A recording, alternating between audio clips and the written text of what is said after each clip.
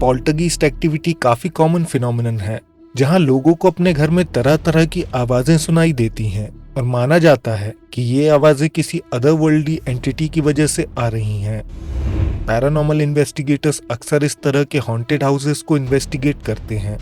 Conjuring 2 movie भी पॉल्टरगीस्ट activity के ऊपर बेस्ड फिल्म है, लेकिन एक पॉल्टरगीस्ट केस ऐसा भी है जो साधारण पॉल्टरगीस्ट एक्टिविटी से कहीं ज्यादा स्ट्रेंज और रहस्यमयी है।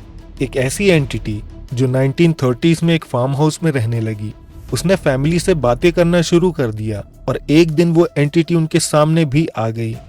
जब उन्होंने एंटिटी को देखा तो उन सब के होश उड़ गए।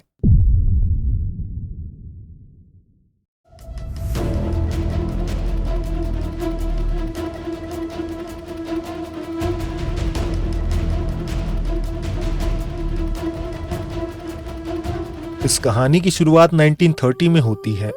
जेम्स और मार्गरेट नाम का एक कपल अपनी 13 वर्षीय बेटी वेरी के साथ आइल ऑफ मैन में रहता था।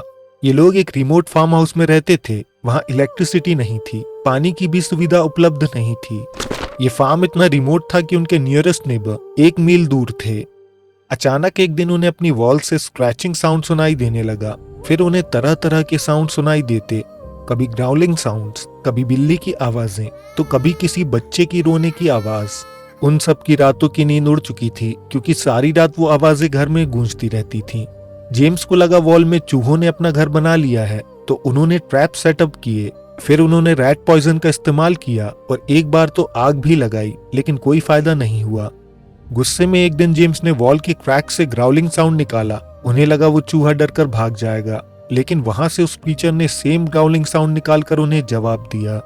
वेरी ने कुछ बर्ड्स की आवाज निकाली तो सेंटिटी ने बर्ड्स की आवाज भी इमिटेट कर दी। कुछ दिनों में ऐसा होने लगा कि वेरी क्रैक में जानवरों का नाम लेती और वो एंटिटी उन जानवरों की परफेक्ट आवाज निकालती थी। वेरी ने एक दिन उस क्रैक में नर्सरी राइम्स बोली। वो सुनकर शॉक थी कि उस क्रीचर ने भी सेम सेंटेंस रिपीट किया। 1932 तक वो क्रीचर फ्लुएंट इंग्लिश में बात करने लगा था। उसने फैमिली को बताया कि वो इंडियन मंगूस है। उसका जन्म 7 अगस्त 1952 में न्यू दिल्ली में हुआ था और उसका नाम जेफ था। अब फैमिली समझ नहीं पा रही थी कि क्या सच में ये मंगूस इतना इंटेलिजेंट था या फिर ये किसी इंसान की स्पिरिट थी जिसने मंगूस की बॉडी में कब्जा किया था। ये न्यूज पूरे आइल में तेजी से फैलने लगी और जल्द ही मेनलैंड ब्रिटेन तक पहुंच गई। इस स्टोरी का पता उस समय के मशहूर घोस्ट हंटर हैरी प्राइस को चला। उन्होंने अपने कुली को मैन ऑफ आइल इस केस को इन्वेस्टिगेट करने के लिए भेजा। इन्वेस्टिगेटर फैमिली के पास कई घंटों तक बैठा था, लेकिन उसे कोई भी गतिविधि महसूस नहीं हुई। जब वो वहां से वापस जाने लगा तब एक जोरदार चीख सुनाई दी। उस एंटिटी ने इन्वेस्टिगेटर से चीखते हुए कहा, गो अवे। दूसरे दिन वो फिर इन्वेस्टिगेट करने गया तो उसे वॉइसेस सुनाई देने लगी, लेकिन ऐसा तभी होता था जब मार्गरेट और वेरी ऊपर के फ्लोर पर हों और मंगूस वाला रूम खाली हो। इन्वेस्टिगेटर को लगने लगा कि इरविन फैमिली सबको बेवकूफ बना रही है। वो लोग ऊपर से आवाजें निकालते हैं। उसने ऊपर जाने की कोशिश की तो उसका पैर वुडन स्टेयर में पड़ा, जिससे जेफ चौंक गया और उसने चीखना शुरू कर दिया। वो बार बार जेफ से सामने आने के लिए कहते, लेकिन जेफ उन्हें मना कर देता था। जेफ को स्ट्रेंजर्स से काफी परेशानी थी। वो अक्सर बाहर से आए लोगों को अब्यूज करता था। वो लोगों को जान से मारने की धमकी भी देता था। अब कई पैरानॉर्मल रिसर्चर्स फार्म हाउस पर आने लगे और जेफ की वॉइसेस सुनने लगे, लेकिन ये सभी कोई कंक्लूसिव एविडेंस जुटाने में नाकामयाब थे। उन्होंने घर को इन्वेस्टिगेट किया था।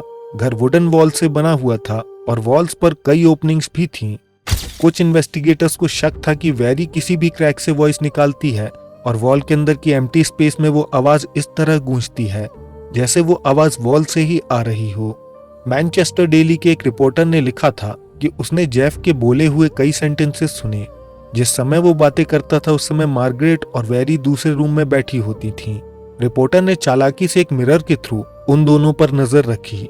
ठीक उसी समय जब जेफ आवाजें निकाल रहा था, वेरी ने अपने मुंह पर उंगली रखी हुई थी और मार्गरेट मोशनलेस बैठी हुई थी।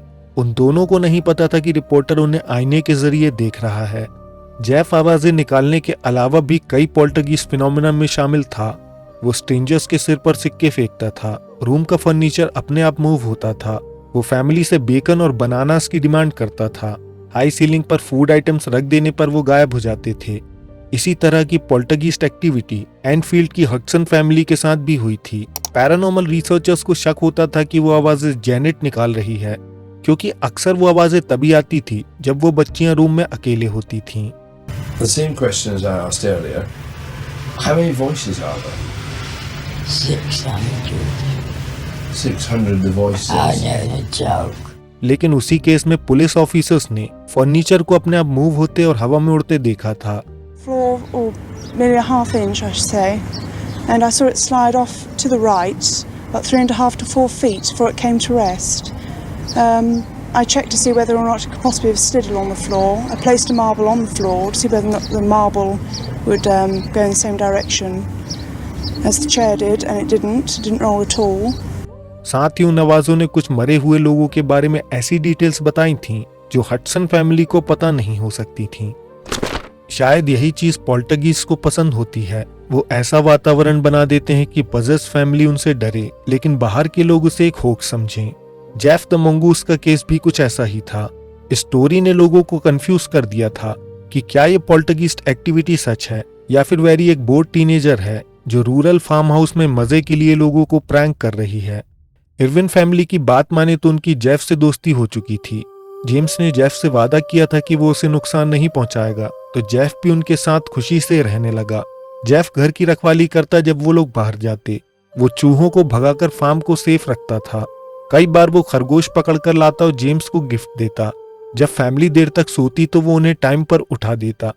कभी वो लोग गैस बंद करना भूल जाते तो जेफ उसे बंद कर देता था। वो जेम्स के साथ बाहर घूमने जाता था और उससे बातें भी करता रहता, लेकिन अगर कोई स्ट्रेंजर पास से गुजरे तो वो बोलना बंद कर देता था। जेफ ने कंफ्यूजन तो क्रिएट किया ही था, लेकिन कुछ पैरानॉर्मल इन्वेस्टिगेटर्स ऐसे भी थे जो फार्म हाउस पर जेफ को डीबंक करने गए थे, लेकिन वापस आकर उन्होंने माना कि जेफ सच में एग्जिस्ट करता है। इतना ही नहीं, जेफ कई ऐसे इवेंट्स या गॉसिप्स की बातें कर देता था जो उनके घर से मीलों दूर के होते थे और उनकी जानकारी वेरी को नहीं हो सकती थी। वो अंधेरे में न्यूज़पेपर हेडलाइंस पढ़कर सुना देता था। सबसे अजीब बात तो ये थी कि जेफ इंग्लिश, स्पेनिश, रशियन और भी कुछ भाषाएं बोल सकता था जिनकी जानकारी इरविन्स में से किसी को भी नहीं थी।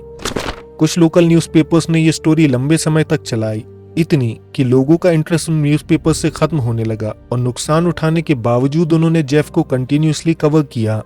इरविन्स अपने फार्म हाउस को सही दाम में बेच नहीं पा रहे थे क्योंकि लोग मानते थे वो हॉन्टेड है। अगर ये प्रैंक था तो इसका सबसे ज्यादा नुकसान खुद इरविन्स को ही हो रहा था। इस हॉन्टिंग के 30 साल बाद किसी ने वेरी का इंटरव्यू किया था, तब भी वेरी का यही दावा था कि जेफ एकदम रियल था। 2005 में उनकी मौत हो गई, लेकिन मरते दम तक वो क्लेम करती रही कि जेफ सच में एग्जिस्ट करता था। जेफ अक्सर फैमिली से कहता था वो एक भूत है जो मंगूस की बॉडी में है, और कई बार वो कहता कि वो एक 5th डायमेंशनल बीइंग है। कुछ इन्वेस्टिगेटर्स ने जेफ से कहा कि वो उन्हें अपने अस्तित्व का सबूत दे। जेफ ने क्ले टाइल्स में अपने पॉज और टीथ मार्क्स दिए थे जो आज भी अवेलेबल हैं। वैसे तो जेफ को मंगूस मान लिया गया था, लेकिन एक एविडेंस ये सजेस्ट करता है कि वो अपना रूप बदल सकता था। एक इन्वेस्टिगेशन के दौरान रिसर्चर ने जेम्स की ये तस्वीर ली थी जब वो दीवार से निकलते ह्यूमन हैंड्स की ओर पॉइंट कर रहे थे। 1945 में ये घर लेस्ली ग्रेहम को बेच दिया गया। लेस्ली ने कुछ समय बाद प्रेस को बताया कि उन्होंने फार्म हाउस के अंदर एक क्रीचर को गोली मारी है। वो क्रीचर बहुत ही पुराना था और 2-3 क्रीचर का मिश्रण था। वो पूरी तरह मंगूस भी नहीं था। इस न्यूज को नेशनली कवर किया गया और इस घटना के बाद जेफ का किस्सा हमेशा के लिए खत्म हो गया। आज के एपिसोड में बस इतना ही। वीडियो पसंद आया हो तो लाइक करें, कमेंट्स में अपनी राय दें। अगर आप चाहें तो हमारे चैनल को सब्सक्राइब करके ऑल नोटिफिकेशंस ऑन कर सकते हैं। हम जल्द आपसे एक नए एपिसोड के साथ मिलेंगे। धन्यवाद।